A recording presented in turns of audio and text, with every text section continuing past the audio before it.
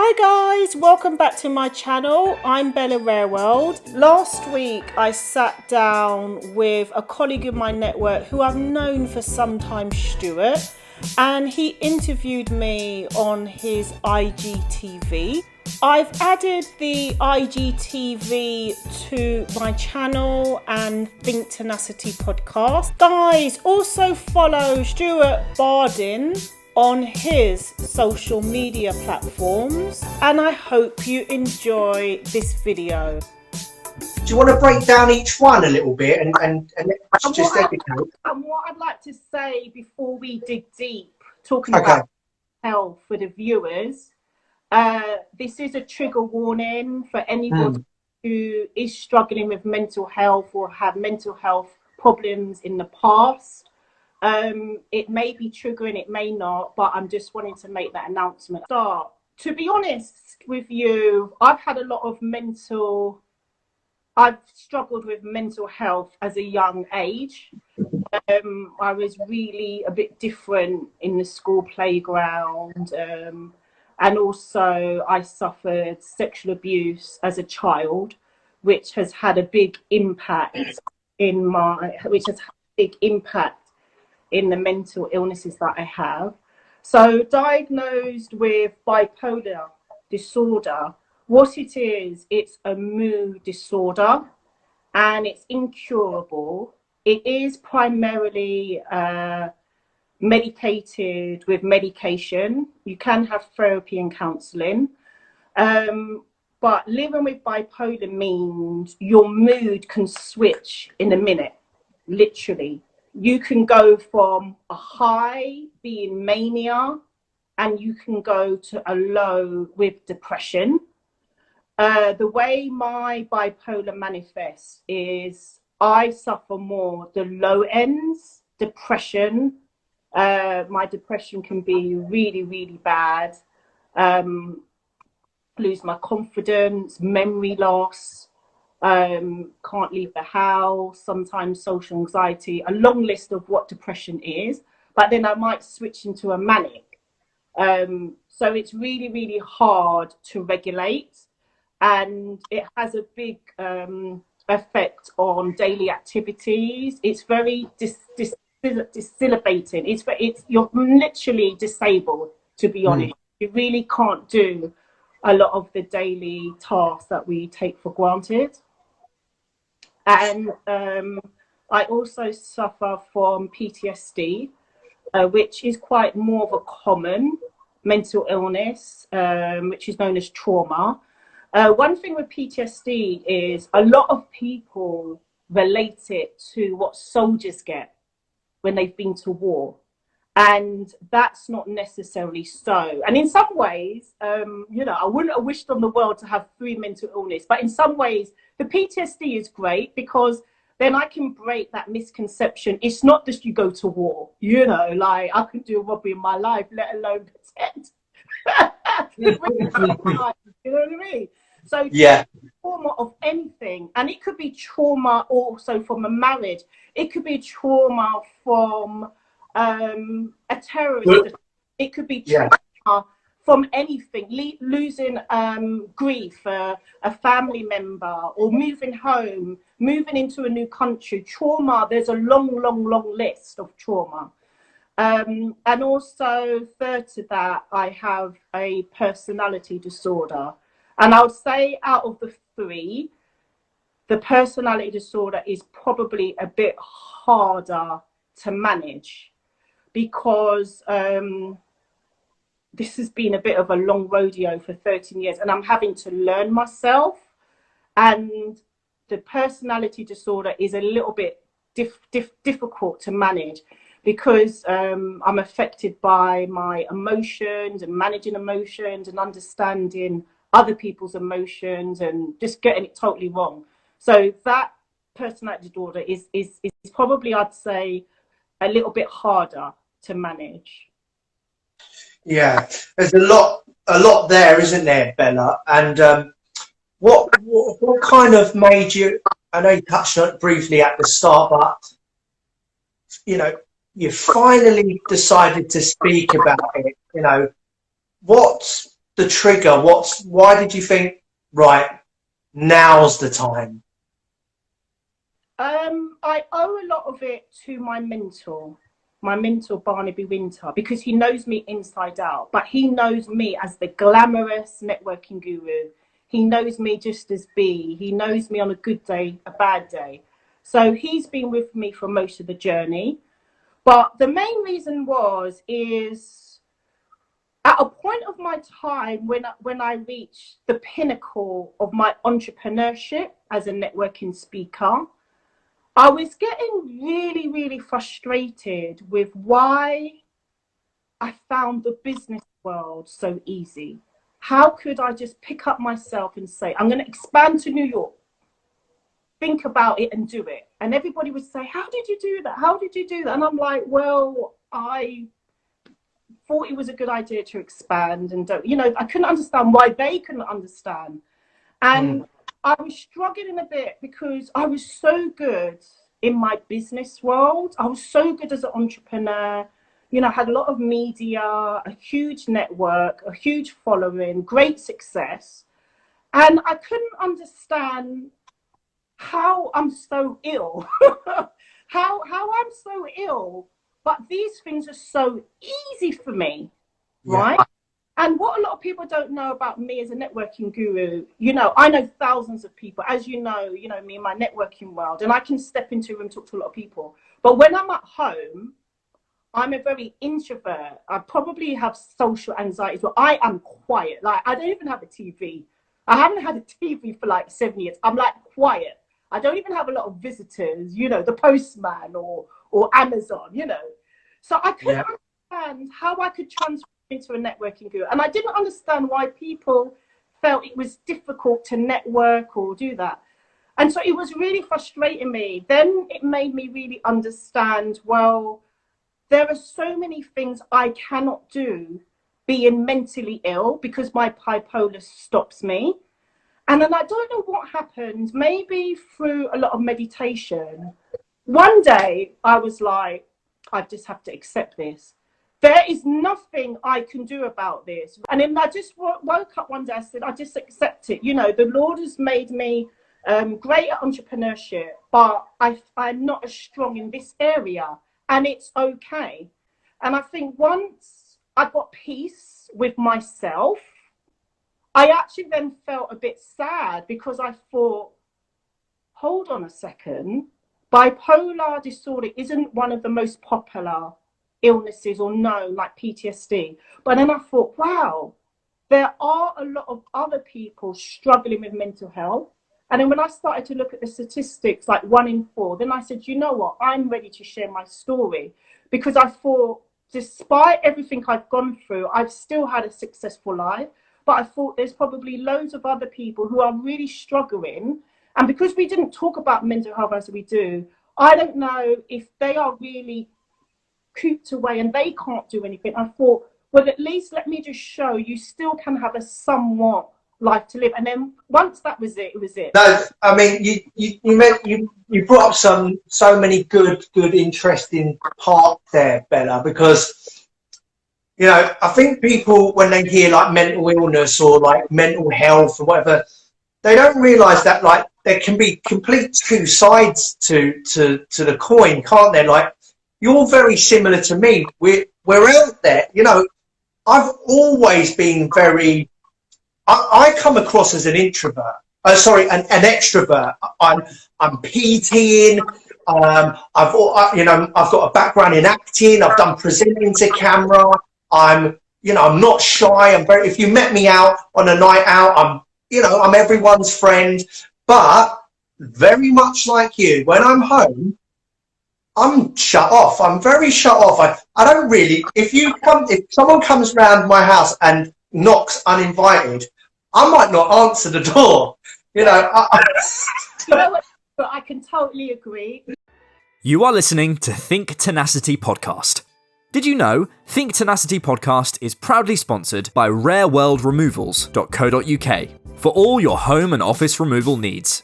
Whether you're moving a single item Moving home or moving office location, our professional drivers with over 13 years experience will be able to help you with any of your removal needs with an outstanding low-cost hour rate. Receive a quote today. Visit rareworldremovals.co.uk. You can follow us on social media, searching Rareworld Removals. Follow us on Instagram, search Rareworld Removals.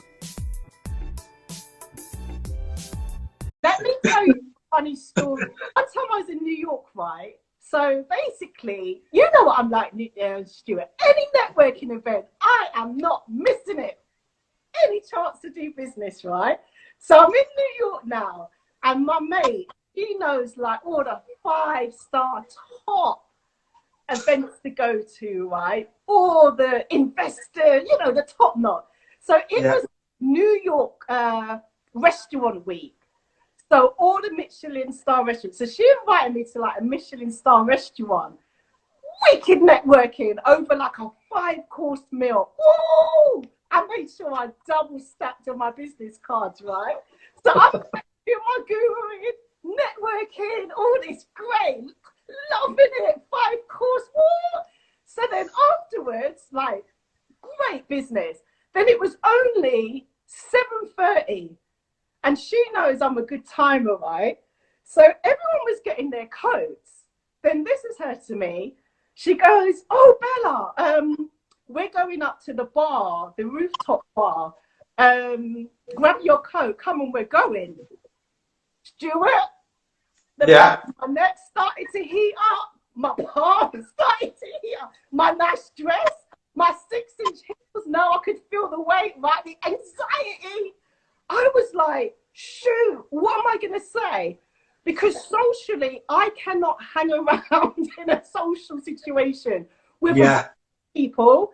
Business, no problem. If I go out with a friend, it has to be one person, maybe two, one, right? So I was like, had to make up some excuse. And I quickly put my fingers behind me. I said, oh, I've got another event to go to. I can't come, right? Because socially, like, I'm quite an introvert. When it comes to personal, social, forget it. So you see, this is the thing. So if business-wise, you could handle it, but when you're out of that, take that mask off, then it's yeah. See, this is. I used to be able to. I was the same, you know, work, outside, whatever. I was always an extrovert, and I'd still have my introverted moments. But as my life went on, and I took a few wrong turns, and I used to live the party scene very heavily, and you get involved and you're drinking all the time. You kind of, especially for me, you start socializing drunk a lot of the time. This is me, and then when I started to notice in the last few, no one would, if you spoke to anyone that knows me, they'd say, "No way, Stuart," right? But I'm good at hiding it. But I started to get the social anxiety, and I was like, this is not like me. And I would notice it if I saw someone I knew, or outside of work or outside of environment where I was comfortable, I'd avoid them, or my conversation would be a 10-second conversation because I just didn't feel comfortable. But once I got into work and I had a client in front of me and we could talk about training, fine, so it's so similar, so similar. I hear this a lot. Social anxiety is a real big thing that no one really talks about because we hide behind, this country drinks a lot, we hide behind that, or we just avoid situation, And I'll tell you something, when it comes to mental health, when you have to start having serious conversations with yourself and start maybe looking at past scenarios and be honest how you felt. So when I started to be honest with myself and felt I'm uncomfortable, why should I put myself in that scenario and I'll be unhappy and I'm going to go home miserable? Then don't do it. But knowing that you're aware that you're not feeling a situation and it's okay, because I used to beat myself so much. Why couldn't I be the same guru in a huge networking event of 50, 100 people? I could walk out of that networking event and tell you everybody was there. But in a social event, I couldn't do it. And I would keep beating up myself. And once I accepted who I was, the good, the bad, the ugly, what I'm not good at, that was the day I said no. And then me sharing my story, I've just realised, and be honest, I'm a one-on-one person. And you know what? There's nothing wrong with that, is there, Bella? I'm glad you say that, because society tells you that. So if you're a bit different, and this affects a lot of people's mental health, if you're different, you're seen as da-da-da. But it's okay. What's wrong with that? No, nothing at all. I think over time, I don't know what it is. People will judge you because you can't be your person, or you're not a big enough personality in the group. But there's nothing wrong with being that person one-on-one. Just because I've noticed over time as well that I prefer the one-on-one situations now, because it all becomes a little bit overwhelming, doesn't it? There's so many conversations going on, and especially if you've got mental health, you're in your own head anyway. So you've got 8 conversations to deal with. You're constantly thinking about, oh, do I look okay? Or am I acting okay? Or have I given enough attention to this person? There's so much going on in our heads that it's better for us just to do the one-on-one. Exactly. And the other thing I'd like to give a dimension to this as well. Anybody who is struggling with mental health, do invest time for self-care, to look after you and look after your mental health, because mental health is like exercise, and it's like a muscle. You've got to get used to it and learn from it. So what I found with me was that learn the situations that make you happy and do more of what you want to do and makes you happy, and it's okay. And when you start to do that a bit more, you then forget to hear the negative comments that people might say or judge you, but you just need to keep doing it over time. Because I never got here overnight. When I made a decision, I got that aha moment. It was about over a 2-year process, like with my mentor, holding my hand. So, it takes time, and you get stronger and stronger.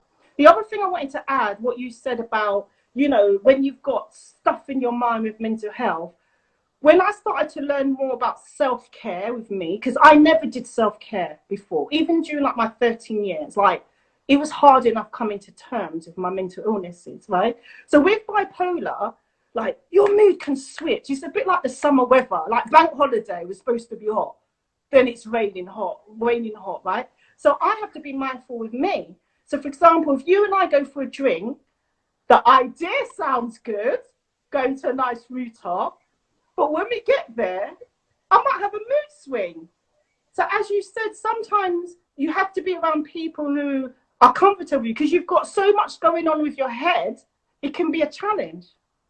Yeah, I've noticed that I've still got my friends, of course, like, I'll have my friends from years, my whole life, okay? But I do notice I have developed a kind of, over the last year or so, a lot of friends that have similar issues, because there's just a better, like there's an understanding. But I also was like getting a little frustrated that people just didn't understand where I was coming from. So this is kind of one of the reasons I wanted to do all this, because I was like, do you know what?